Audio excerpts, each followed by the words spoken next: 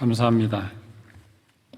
요즘 세계가 좀 시끄럽습니다. 우크라이나하고 러시아 전쟁도 1년이 넘어가면서 계속 언제 끝날지 참 마음에 부담이 있고, 이게 유럽에서 확전이 되면 어떠나 이런 염려가 있는데, 거꾸로 중동에서 또 가자 지구에서 하마스가 이스라엘을 공격하고 이런 일이 벌어져서 참 요즘은 우크라이나 전쟁 쏙 들어가고 역시 이스라엘이라는 지역이 세계에 아주 한 이슈라는 것이 각지마다 각 나라마다 대모대가 서로 부딪히는 것 보면은 아주 예민한 곳이다, 이런 걸 알 수가 있습니다. 배경을 잠깐 설명드리면, 사실은 미국이 중국을 이제 상대하는 게 버거워서 그쪽 중동에서 많은 군사력을 이제 다시 재배치하고 그곳에 항모라든지 이것을 빼서 다른 쪽으로 하고 있는 중에, 중국 입장에서는 이 중동의 평화를 담보하려면 이스라엘이라는 나라가 주변에 다른 중동하고 평화협정을 맺고 그걸 하는 수순이었거든요. 그래서 아랍에미리트하고도 평화협정 맺고, 그 다음에 이제 사우디하고도 거의 다 돼가는 시점입니다. 근데 만약에 이스라엘하고 사우디가 그렇게 되고 나면, 그러고 나면 팔레스타인들은 이제는 완전히 낙동강 오리알 신세가 되기 때문에 이거를 그냥 둘 수가 없죠. 그래서 그들은 한번 세게 붙어야 다시 또 적과 아군이 다시 갈라지니까 아마 이걸 노리고 하는 것 같습니다. 나중에 중동의 여러 가지 문제를 성경적으로 어떻게 해석할지는 나중에 또 자세히 하기로 하고, 이 정도 배경만 설명드립니다. 그러므로 이 전쟁은 이스라엘을 이길 수는 없습니다. 왜? 성경에 보면 이스라엘이 주님 재림할 때까지 있거든, 그곳에. 이스라엘을 이기지는 못해요.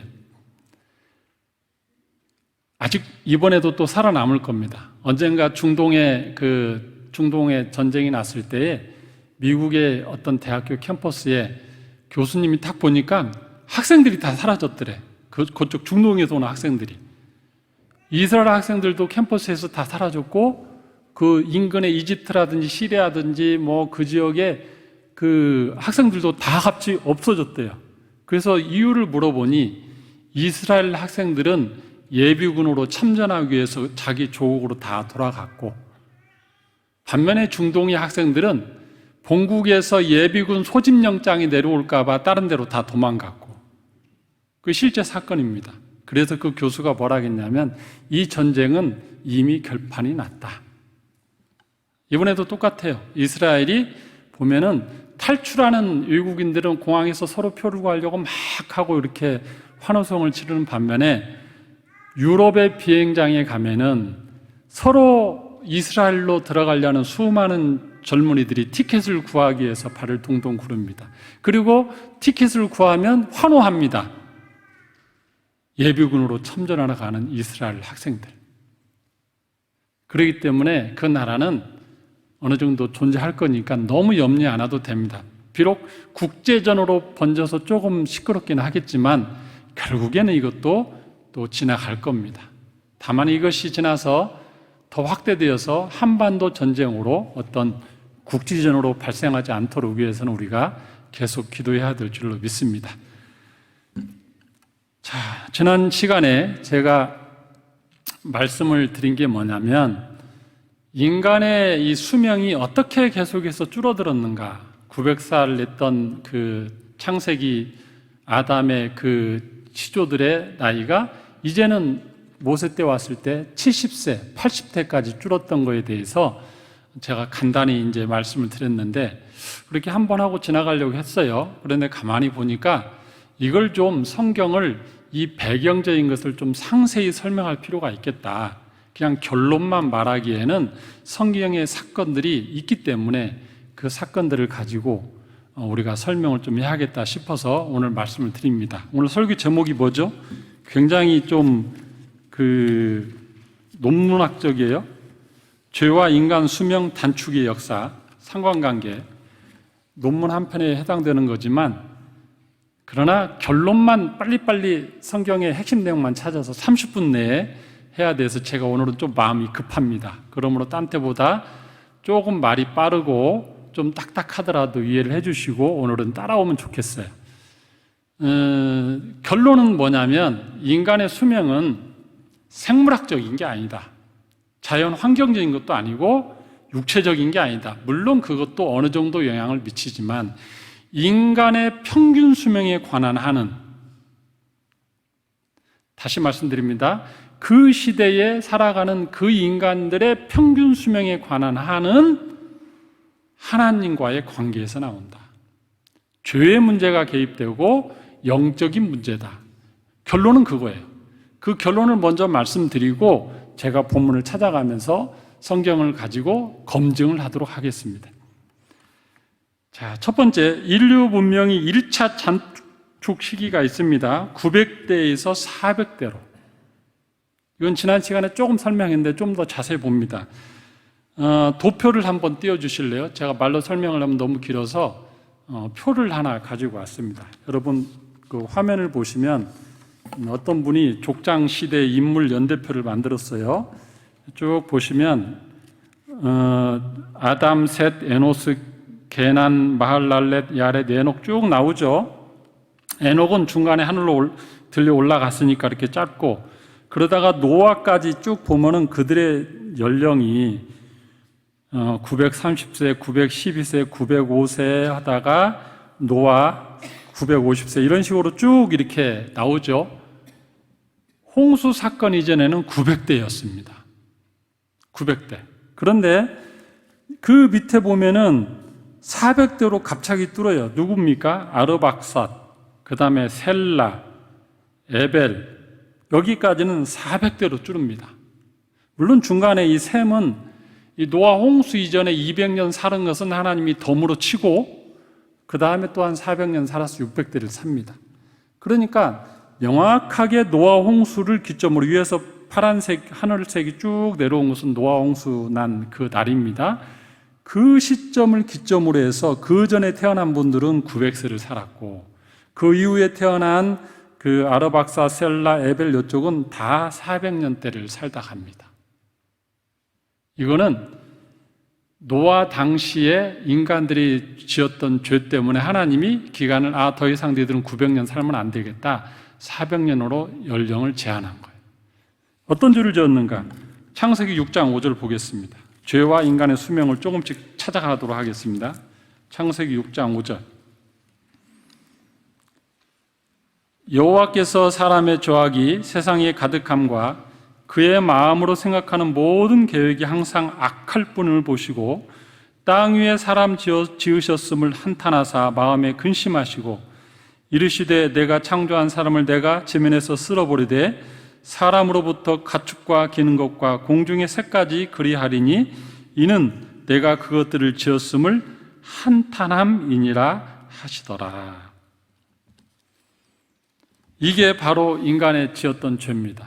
하나님이 인간의 죄를 다 없애야 할 정도로 엄청난 죄를 지었습니다. 그래서 인간의 수명이 400대로 줄었습니다. 이건 지난 시간에 제가 좀 설명했으니까 간단히 짚고 넘어갑니다. 그 다음 표를 보면은 그 다음에 또 놀라운 일이 또 갑자기 또 절반으로 줄어듭니다. 누구부터입니까? 벨렉, 르우, 수룩, 나홀, 데라 여기까지가 200대를 찍습니다. 200년대를 살아요. 여태까지가. 근데 거기 보면 나홀이라는 사람은 148년 살죠. 이런 경우는 자연사한 게 아니고 뭔가 큰 질병이 걸려서 중간에 뭔가 사건이 있었던 거니까 이 평균치로 보면 200대를 삽니다. 자, 그렇다면 뭔가 벨렉 때에 무슨 사건이 있었길래 셈 당시에 노아 홍수가 있어서 그렇게 수명이 줄었다면 벨렉 때에는 무슨 사건이 있었겠구나.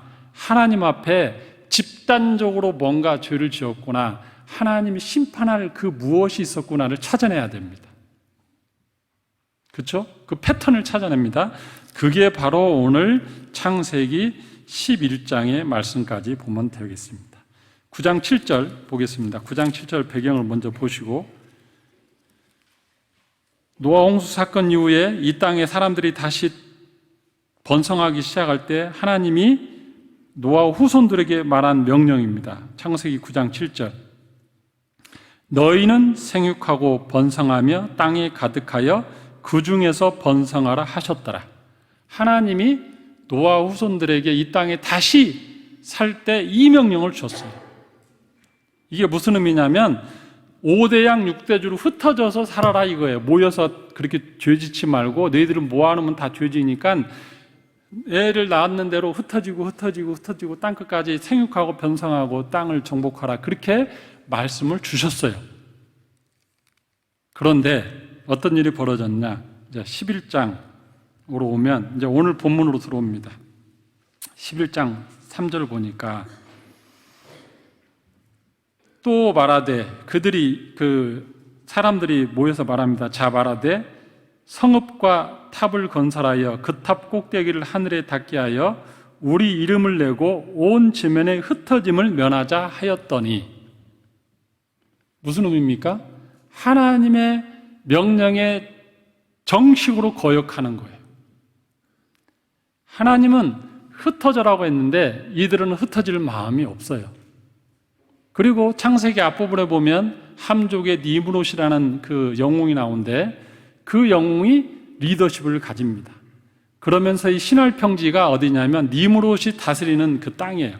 그곳에 다 모여가지고 우리 흩어지지 말자. 왜 우리가 흩어져? 이렇게 좋은데 친구가 좋고 친척이 좋고 다 좋은데 모여 살자. 근데 하나님이 흩어지라고 했거든? 뭔가 찜찜해요. 그러니까 어떻게 합니까? 그들에게는 무슨 추억이 있습니까? 노아 홍수로 다 물에 잠겼던 그 아픔이 있어요. 트라우마가.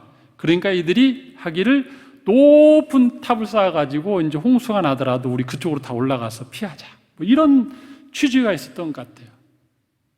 그들이 한 건 뭐냐면 하나님의 말씀에 거역해서 다시 모여 죄를 짓는 겁니다.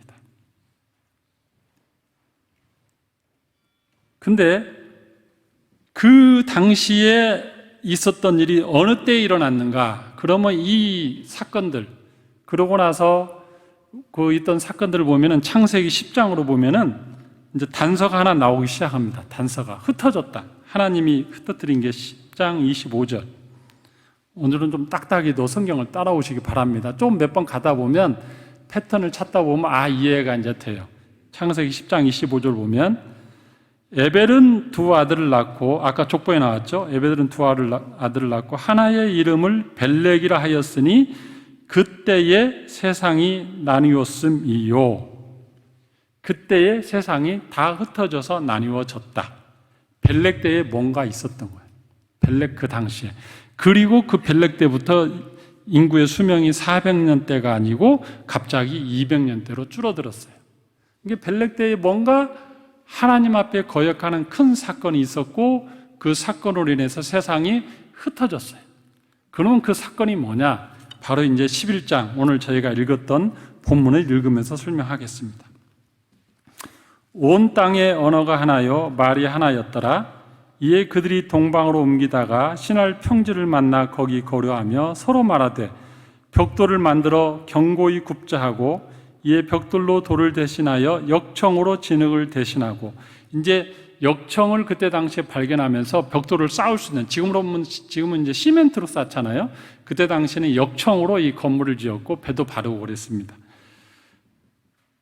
자, 또 말하되 자 성읍과 탑을 건설하여 그 탑 꼭대기를 하늘에 닿게 하여 우리 이름을 내고 온 지면에 흩어짐을 면하자 하였더니 하나님이 싫어하는 그들의 말입니다.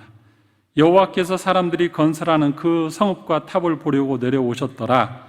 여호와께서 이르시되 이 무리가 한 족속이요 언어도 하나이므로 이같이 시작하였으니 이후로는 그 하고자 하는 일을 막을 수가 없으리로다. 자 우리가 내려가서 거기서 그들의 언어를 혼잡하게 하여 그들이 서로 알아듣지 못하게 하자 하시고 여호와께서 거기서 그들을 온 주변에 흩으셨으므로 그들이 그 도시를 건설하기를 그쳤더라. 그러므로 그 이름을 바벨이라 하니 이는 여호와께서 거기서 온 땅의 언어를 혼잡하게 하셨습니다. 여호와께서 거기서 그들을 온 지면에 흩으셨더라. 그러니까 노아의 후손들이 신할 평지에서 바벨탑 쌓는 것이 하나님의 뜻에 합당했습니까? 합당하지 않았습니까? 하나님이 원치 않았던 거예요. 그들이 쌓아서 한 곳에 모여 있자는 것은 하나님의 명령을 어기는 거였고, 도대체 저들이 뭐 하는가 와서 보고 가만 놔뒀다가는 이들이 또 더 큰 죄를 짓는다. 그렇죠? 또 하나님을 대적하고, 그러면 하나님 입장에서는 또 심판해야 되고, 차라리 그러느니 얘들은 모아놓으면 사고치니까 언어를 흩어서 그냥 싹 나눠버리자. 그 시점이 이 바벨탑 사건입니다. 그리고 족보상으로 나타난 것은 벨렉의 이름이 뭐냐면 나누이다라는 뜻이에요. 나누이다. 나뉘어졌다. 세상이 나누어졌다. 그래서 이걸로 인해서 인간의 수명이 갑자기 다시 또 200년으로 줄어듭니다. 이렇게 하면 아마 성도님들이 그거 너무 이렇게 짜맞추는 거 아닙니까? 이렇게 생각할 수 있어요. 어떻게 인간들이 단체로 하나님 앞에 반역했다고 인간의 수명을 갑자기 뚝 절반으로 잘라요?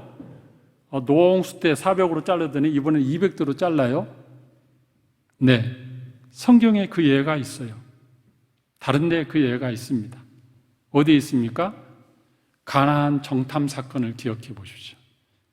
이스라엘 백성들이 가나안 정탐꾼을 보냈을 때 다시죠. 12명을 보냈는데 그중에 10명이 부정적인 이야기하고 2명만, 여호수아와 갈렙만 아니다, 우리가 저 땅을 우리 땅으로 할 수 있다 했는데 10명이 족장이 그렇게 무섭고 저 땅은 우리가 갈 수 없다, 거인들이 있다, 우리는 싸우면 다 죽을 거다, 이런 표현 앞에 모든 백성이 울며 대성통곡하며 왜 우리를 애굽에서 꺼내갖고 여기서 다 죽게 만드냐, 하나님의 약속 땅 갈 마음이 없어요. 그럴 때 어떻게 했습니까? 하나님이 대노하셨어요. 그리고 어떻게 했습니까? 너희는 40년 동안 이곳에 있고 아무도 들어가지 못합니다. 그때 당시에 있었던 사람은 40년 내에 다 죽어야 되는 거예요. 거기에서 어른들이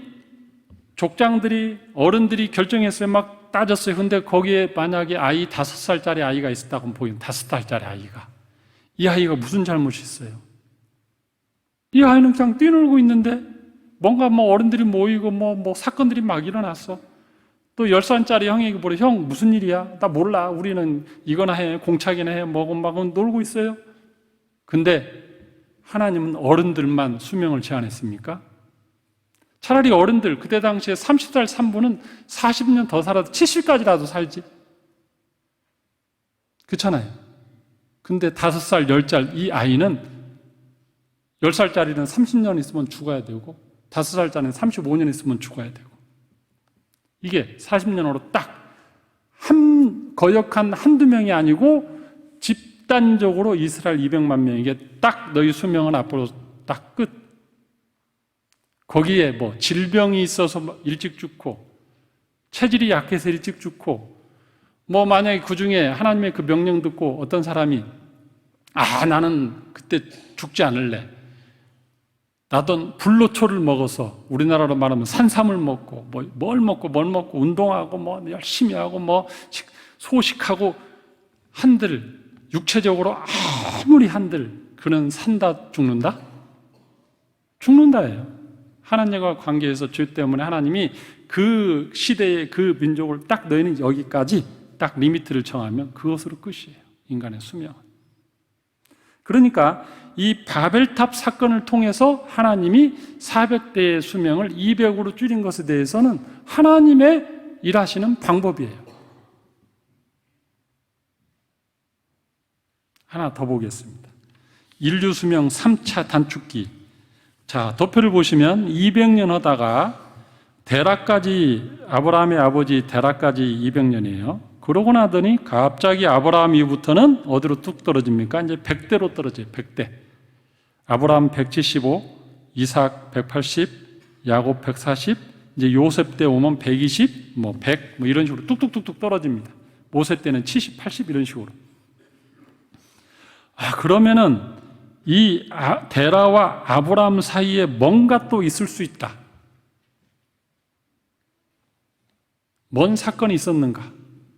유추해 봐야죠. 그러면 질문을 해야죠. 노아홍수 때는 전 인류가 하나님 앞에 패역하고 죄가 온 땅에 가득했고, 바벨탑 때에도 그 후손들이 다 모여가지고 흩어지지 않고 탑사하면서 하나님 앞에 거역했고, 그러면 이때 당시에는 도대체 인류가 무슨 일을 지었는가? 이때는 다 흩어졌는데, 다 모이지도 않았는데 무슨 일이 있었던 거야? 질문을 잘해야 좋은 답을 찾고 거기에서부터 우리는 좋은 지식과 정보를 얻을 수 있습니다. 이런 질문을 해야 돼요. 그때 도대체 무슨 일이 있었고 하나님이 싫어할 그 전 세계적인 범죄 내용이 뭐냐? 이런 질문 한 번도 안 해보셨죠? 해야 됩니다. 왜냐하면 갑자기 또 벽대로 또 떨어졌으니까. 그때 뭔가 있어요. 그래서 이걸 찾아보면 제가 한때 인류 문명사를 아주 푹 빠져서 공부한 적이 있어요. 수메르 문명에 대한 책, 지금도 제 서재에 가면 있습니다. 그리고 마야 문명, 잉카 문명, 애굽 문명, 황하 문명, 우리나라를 치는 황산 문명, 뭐 여러 가지 문명들이 있어요. 그거에 대한 책을 제가 다 본 적이 있어요. 그 책을 다 봤는데 거기에 나오는 거, 제가 미리 말씀드리면, 질문을 먼저 할게요. 질문을. 자, 여러분, 하나님이 제일 싫어하는 게 뭐예요? 지금 하나님이 제일 싫어하는 거. 예? 우상숭배. 그 앞에 우상숭배 그 전에 1계명. 하나님이 10계명을 이스라엘 백성이 줄 때는 제일 중요한 것을 1번, 2번 놨을 거 아니에요. 나 외에 다른 신을 섬기지 마라. 이게 하나님이 제일 싫어하는 거예요. 아예 탑 쌓는 것보다 더 싫어하는 거예요. 나 외에 다른 신을 섬기지 말고 다른 우상, 신상을 만들지 말라가 하나님의 아주 중요한 거예요. 창조주 하나님 앞에, 통치하시는 하나님 앞에 자기들이 나무로 뭐 조각을 만들어갖고 지금부터 우리 집 신입니다 하니까 하나님 황당하죠? 제일 싫어하는 겁니다. 자, 그러면 요거하고 요때 당시 아브라함 당시의 문명하고를 한번 딱 가지고 가보자는 거예요. 성경에는 조금 나와요. 단서가 조금 나와요. 그러나 문명에 관한 책들을 다 보면 결론이 뭔지 아세요? 결론이 도시마다 아주 중요한 제조업이 있습니다. 지금은 뭐 자동차를 만들고 컴퓨터, 모바일, 핵심의 반도체, 이게 최첨단 그 산업이죠. 제조업이죠. 그때 당시에 큰 그 문명을 이루는 그 도시의 수도에서의 최고의 제조업은 뭐냐면 신상 만드는 것. 각 도시마다 수많은 우상들 만들어서 변두리 도시마다 수도를 와서 가면은 우상 하나 사가지고 고향에 돌아가서 마을마다 우상 섬기는 거. 그게 다 모든 문명의 공통적인 거예요. 공교롭게.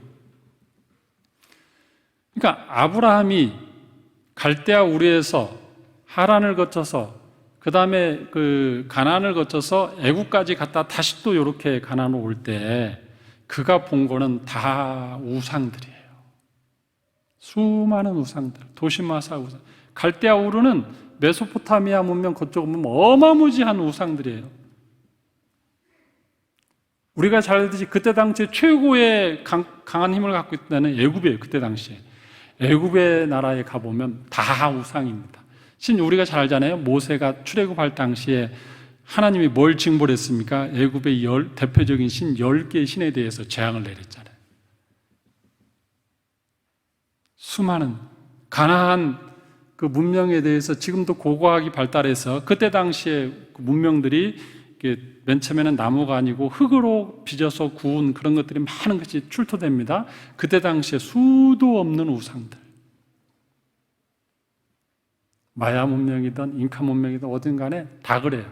그 문명의 초승달, 갈대아 우르에서부터 하란 우르에서 가나안에서 애굽으로 해서 여기까지 모든 지역은 이제는 하나님이 없어요. 그곳에.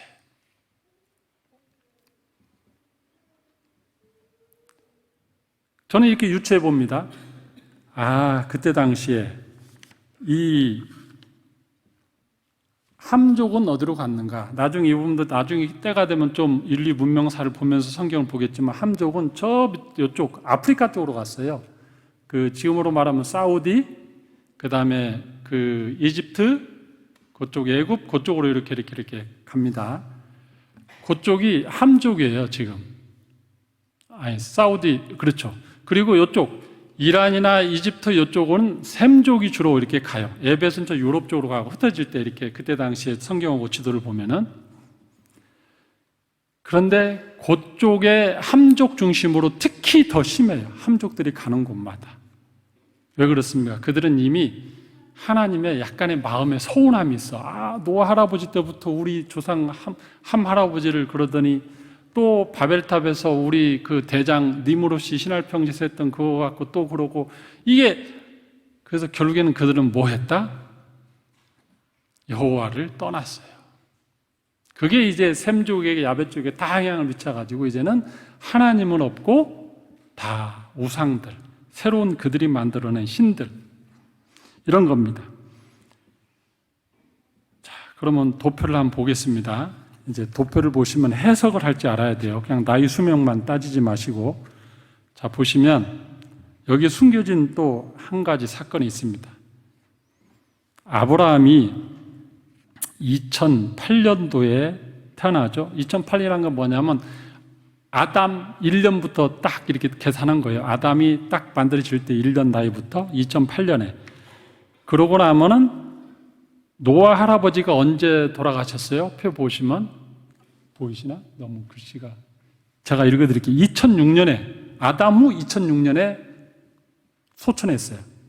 그러면 아브라함하고 2년밖에 차이 안 나요. 굉장히 먼 나라 사람 같지만 아브라함이 태어나기 2년 전에 노아가 돌아가셨어. 근데 심지어는 그때 당시에 누가 살아있어요? 아브라함이 있을 때 셈이 1558에서 600년 살면서 2158년까지 있어요. 셈 할아버지가 살아있어.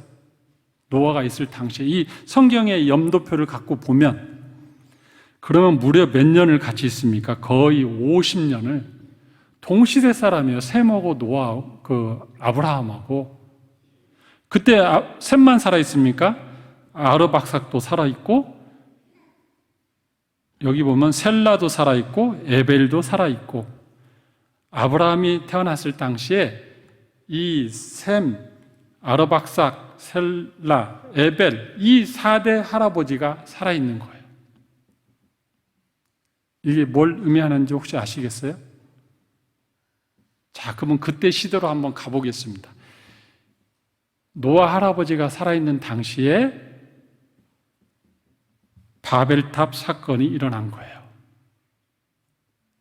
노아, 셈, 셀라, 에벨, 벨렉은 가까이서 이제 그 직계니까 한번 할아버지, 고조 할아버지 이렇게 있는데 어느 날 들리는 소문이 이제는 바벨탑 사건 이 소식이 있고 아니 노아 입장에서는 다 자기 후손이잖아요.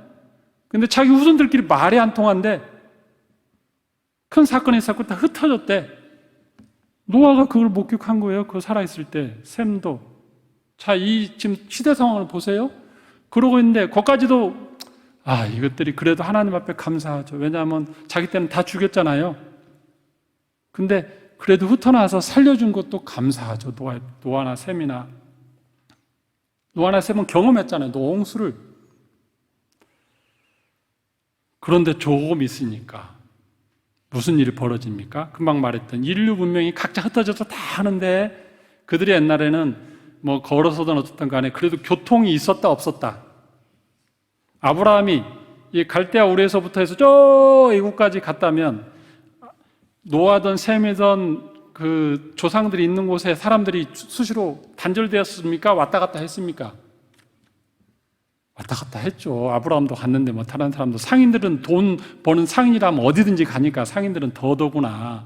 그러면 이 밑에 저 아프리카 애굽 쪽으로 갔던 그 함족의 후예들은 감정이 안 좋아. 이 셈족 집안하고 지금.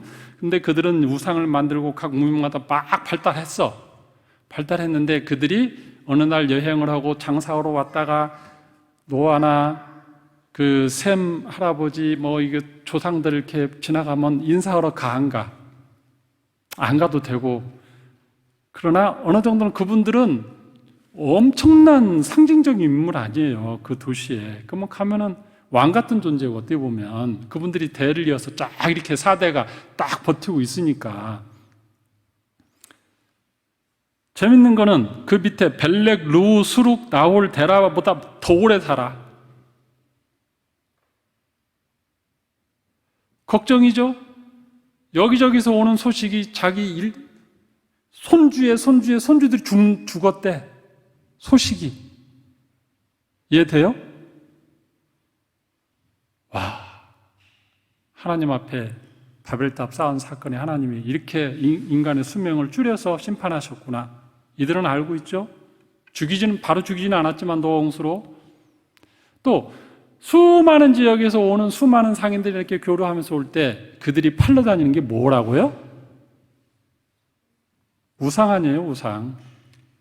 그러면 그들이 셈 할아버지에게 또 그 셀라 에벨 할아버지에게 선물이라고 좋은 선물 포장해서 갖다 줬어. 그게 뭐예요? 우리 동네에서 유명한 제가 지금 추측해보는 거예요. 그 시대상을 우리는 성경에 안 나오니까. 근데 우리가 미루어 짐작할 수 있잖아요, 지금. 왜냐하면 이분들이 살아있으니까.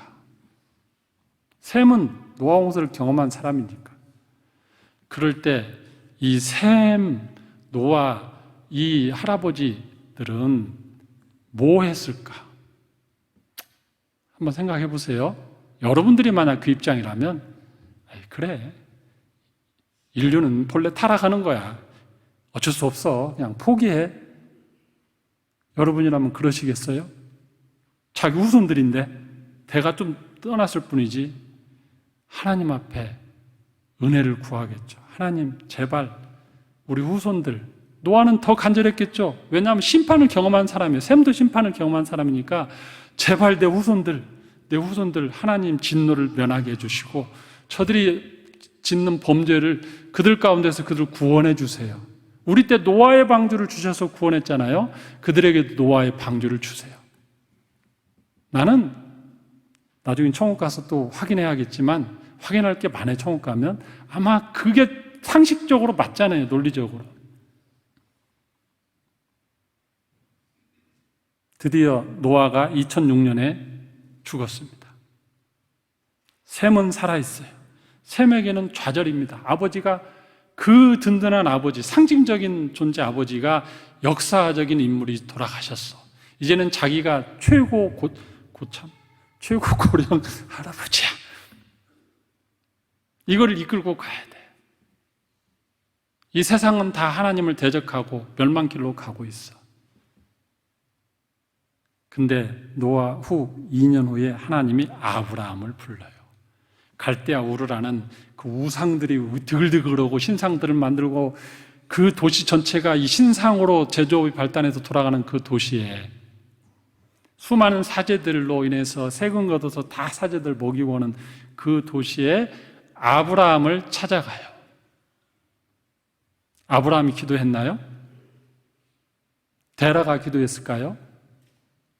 저는 요 위에 노아, 셈, 아르박삭, 셀라, 에벨의 염려와 하나님 앞에 은혜를 구하는 그 위기의식 속에 하나님 앞에 외치는 그 소리,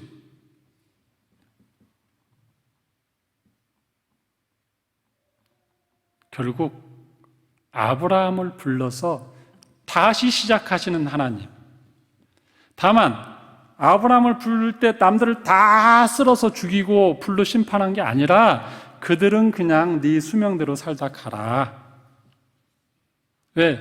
노아 홍수 때 비로 다 죽이지 않겠다고 약속했잖아요. 그리고 내가 다시 아브라함부터 다시 시작하겠다. 노아하고 똑같은 거예요. 여러분, 그러므로 이 아브라함은 저는 이렇게 제가 지칭합니다.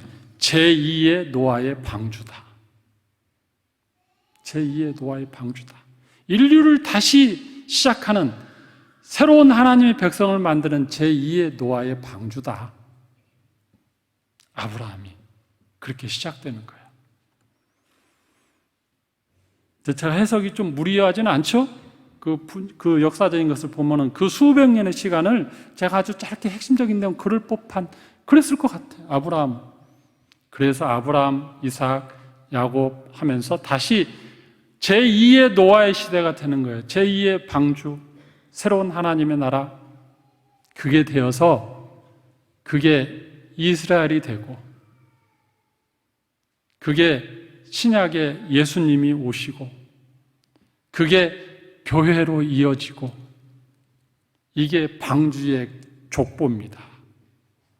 노아의 방주, 아브라함, 그를 통한 제2의 노아 방주, 그리고 이스라엘 백성들, 영적인 새로 시작된, 이미 여기는 그들과 다른, 그리고 예수 그리스도, 그리고 피값으로 산 하나님의 백성들. 우리가 종교를 믿는 게 아닙니다.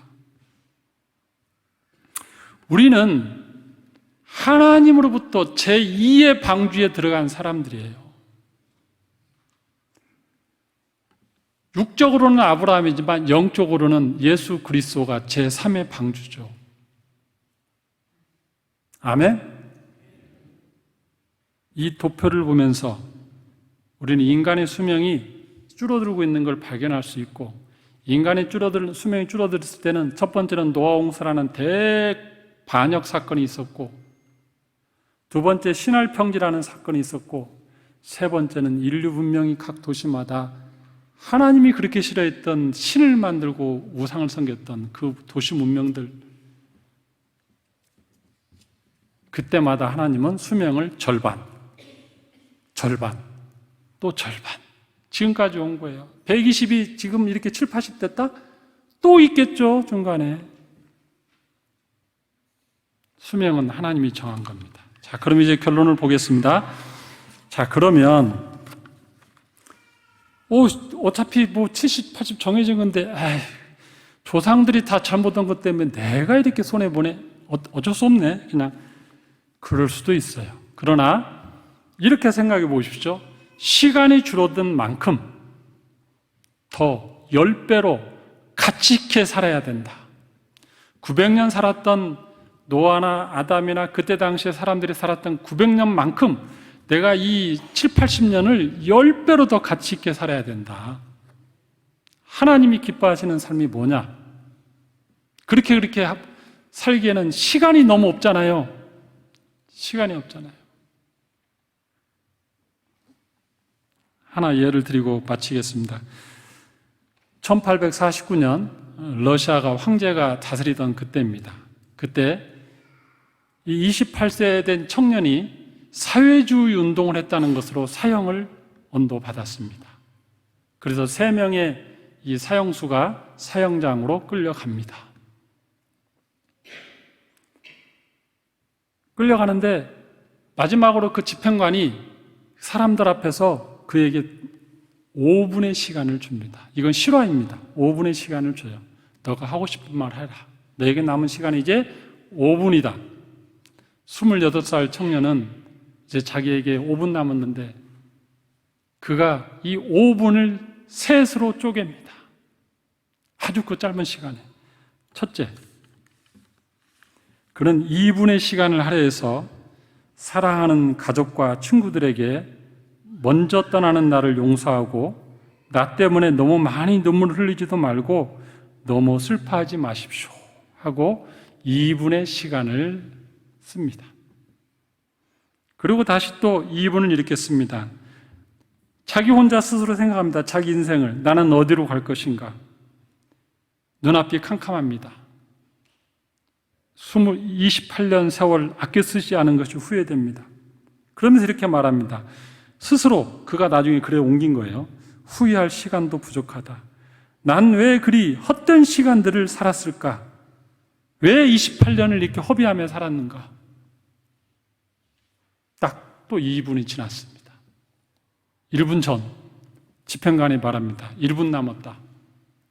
그 소리와 함께 군인들이 갑자기 총을 딱 해서 장전하기 시작합니다. 척척 탄환 장전하고 딱 이제 금속 소리가 그 시베리아 벌판 사형장 앞에 수많은 사람 앞에서 영하 50도 되는 그곳에서 턱턱턱 총소리가 납니다. 이제 집행관이 시간 재고 거총하고 발사하면 끝나는 겁니다.